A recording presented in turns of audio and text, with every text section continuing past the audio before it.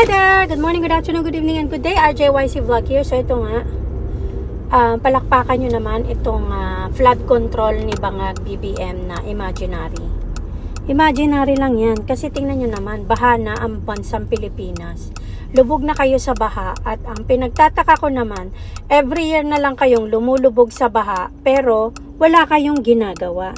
Wala kayong ginagawa para palitan ang mga nang-aabuso at patuloy na nagpapahirap sa inyo. Yan ang kulang sa mga Pilipino, ang katapangan at paninindigan. Takot na lumaban sa tama. Kaya I believe na hindi titigil kung anumang klaseng pamumuhay at buhay meron kayo dyan sa Pilipinas. Dahil hinahayaan nyo lang na ganyan ang gawin sa inyo ng gobyernong Bangag. 3 taon na siyang namumuno dyan sa Pilipinas at same pa rin ang sitwasyon nyo. Why?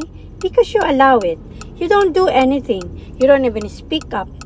Mga vloggers lang ang nagsasalita at madalas yung mga influencers at mga artistang napakaraming followers hindi rin nagsasalita kasi sarili lang nilang iniisip nila. Wala silang pakialam sa bayan nila at sa mga kababayan nila. So yan. So whatever it is that's happening right now for the last 3 years, it's also in your hand because what you allow will continue. Okay? Bye.